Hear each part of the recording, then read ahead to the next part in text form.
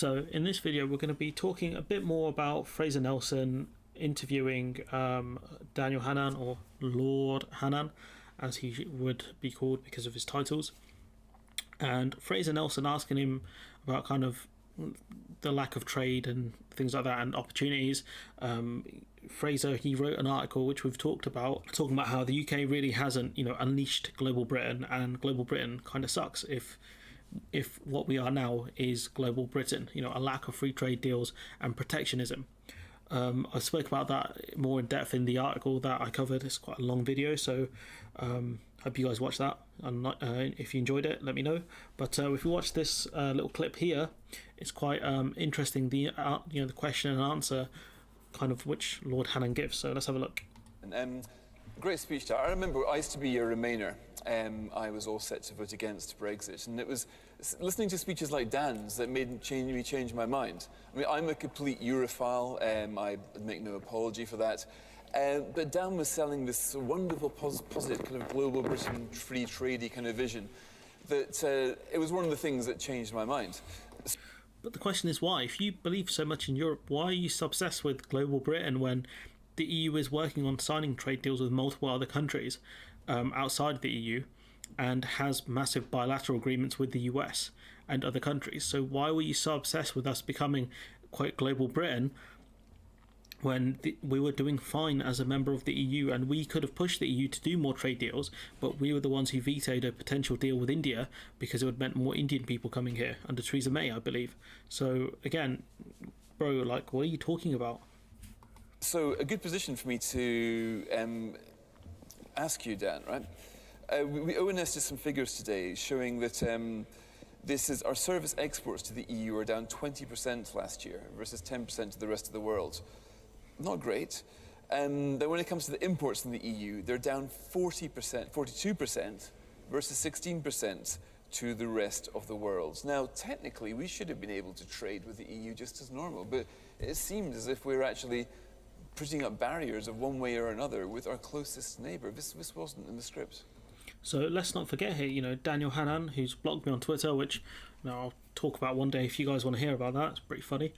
Saying absolutely nobody is threatening our place in the single market. Well, apparently someone was threatening our place in the single market. It was us. We threatened our own place. So this is the reason why trade has dropped, or one of the reasons why trade has dropped off so much. So we go on. Well, as you'll infer from those figures, and they'd be similar for almost any country, there has been a general That's not actually true, by the way, and we'll talk about that in a minute.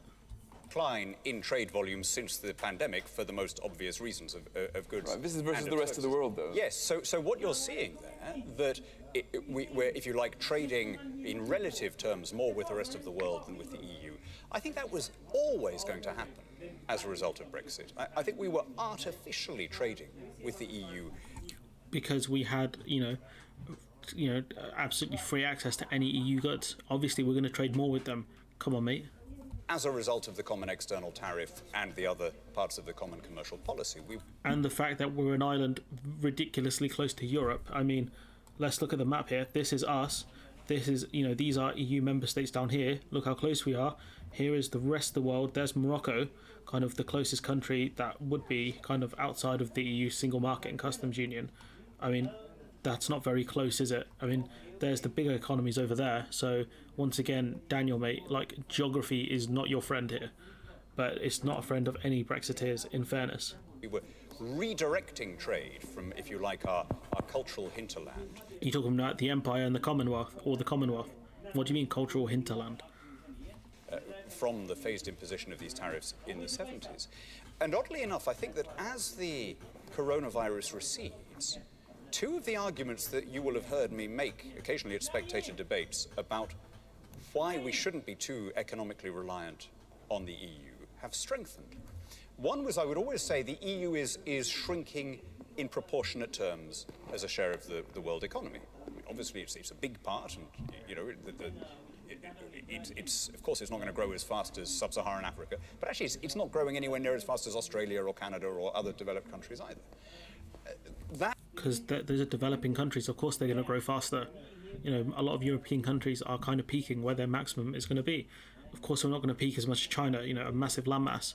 Australia, massive landmass.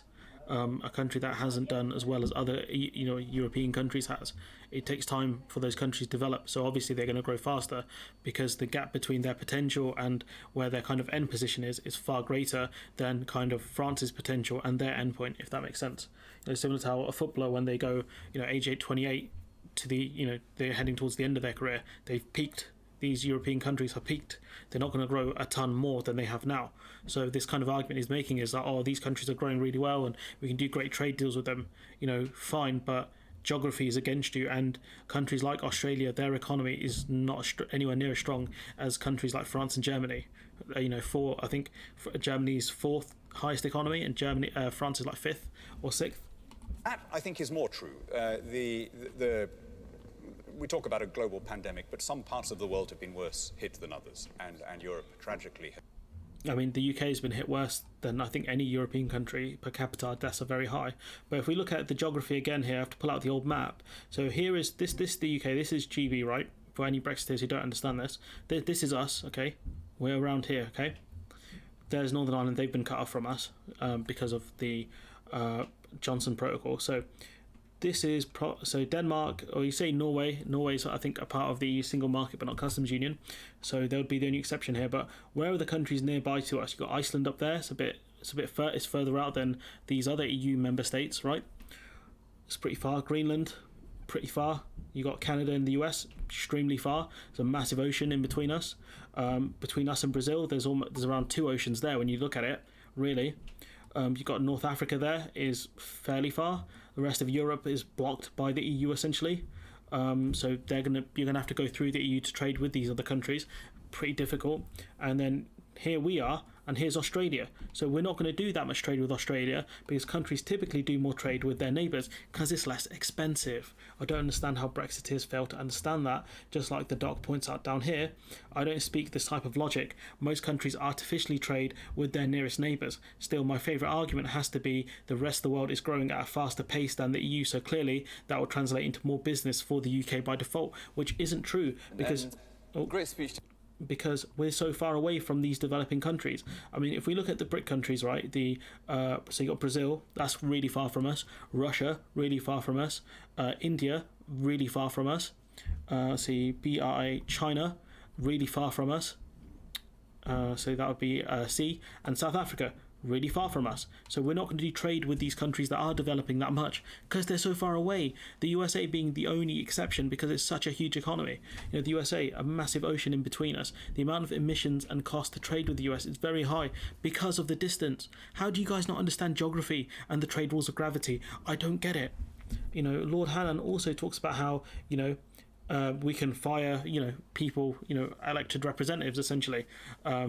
Post-Brexit, how do we get rid of you, Hannan, when you've been selected to be in the House of Lords? I don't think there is a mechanism to get rid of this guy from the House of Lords. So he's just there, unelected. No one's chosen him. He has a say to an extent over British laws. Doesn't make any sense. And to his final point, right, talking about trade, let's look at what's happened with Germany. So the UK was on course to drop from Germany's top 10 trading export partners. Germans spent £13.8 billion, or nearly 11% less, on British goods in the first 6 months of 2021. Now, that can obviously depend. It's not the biggest sample size, but you can see an 11% drop after we left the EU, according to data from the Federal Statistics Office. The UK has been in Germany's top trading partners since 1950, so obviously that predates the EU, but as you can see, as trade flows have kind of changed over the last 70 years, we've dropped out of the top 10. But with Brexit-related hurdles taking a toll, it looks set to drop to the 11th spot by the end of 2021. So you can see here, Britain's exports to Germany has dropped significantly because we've left the EU. As a result, German companies have been looking to source goods from EU suppliers instead of UK ones, and this trend is increasing, an expert has said. So this is going to get worse because Germany now, instead of going through all the bureaucracy, have said, look, we're just going to trade with other EU members and source our goods from elsewhere because it's just way easier. And we go down.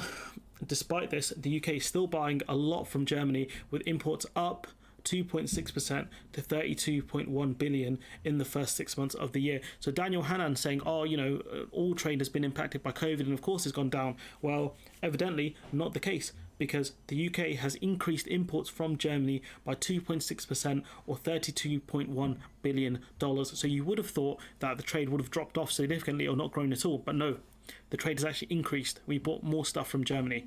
So Daniel Hannan talking absolute rubbish because he believes that because countries have been hit by COVID and other things, trade will automatically drop off when that's not the case. Just like he seems to believe that because other countries are growing at such a significant rate, like Sub-Saharan Africa, Britain's going to get a piece of that growth. We're going to get a piece of that trade. It's not going to happen, pal. Like, I don't understand why these guys suddenly think that, you know, everyone owes us a deal and we're going to do trade with everyone based on free trade. It's not going to happen. You know, for many small British firms, Brexit meant losing access to their most important export market, Mr. Schmidt had said, which is true. So let's look at the geography once again. This is us, right here, UK, United Kingdom, right? There's the rest of the world, really far away, the rest of them. Geography is a key thing here. You know, moving around goods is not the easiest. It's very expensive. So why would you do trade with countries that are so far away, the USA being an exception, because it's such an economic powerhouse? You know, look how far these other countries are. There's a goddamn ocean in the way, right? Look at Australia. There's like 3. Unless you go through the Suez Canal, which would narrow it down to 2, really. You've got the North Atlantic Ocean, the Mediterranean Sea, the Arabian Sea, and then the Indian Ocean. So you say 2 oceans separate us. If you go through the Suez Canal, which is like around here somewhere, there is, it's around there, which is still difficult to get through and cost money. So again, you know, Lord Hannan talking absolute nonsense. He's failed, in my opinion, to understand trade once again. No idea we're going to put that for the title of this one, but Lord Hannan still does not understand trade and the impact of Brexit. Anyways, I'm going to leave it there. Let me know what you think in the comments below. Like, comment, share, subscribe, and hopefully I'll see you in the next one.